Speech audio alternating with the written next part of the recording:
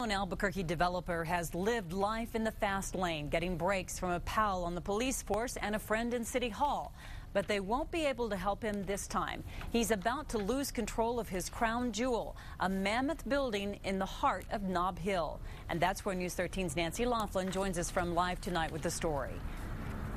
Well, Diane, this is one of the properties owned by Jason Doskalos. It is called The Place at Nob Hill, and it appears, according to court records, that the bank is going after Doskalos.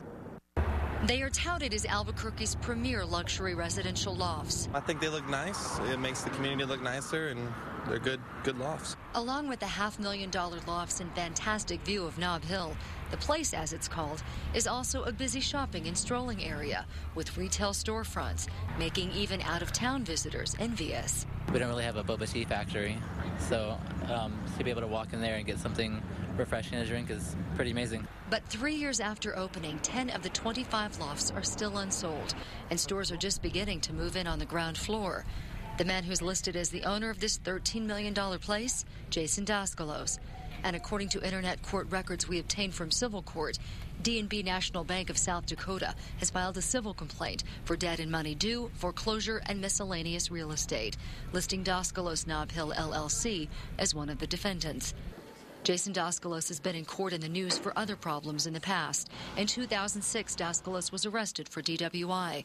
Police say he called a friend of his, an off-duty officer, who snuck Doskalos and the arrest paperwork out of the Batmobile. The officer was later fired. Doskalos was later found not guilty of DWI. He also had a courthouse friend who dismissed almost 40 traffic tickets for him. Then in 2008, a judge gave him probation for domestic violence. As for his high-end property in Nob Hill, would you like to live here? If I could afford them, sure. Now, at a court hearing tomorrow, a judge could appoint what's called a receiver to oversee Doskalos' properties. Back to you all.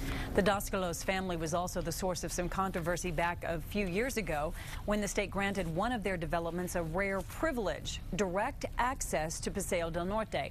Doskalos family members were big donors to then-Governor Bill Richardson, but denied there was any connection.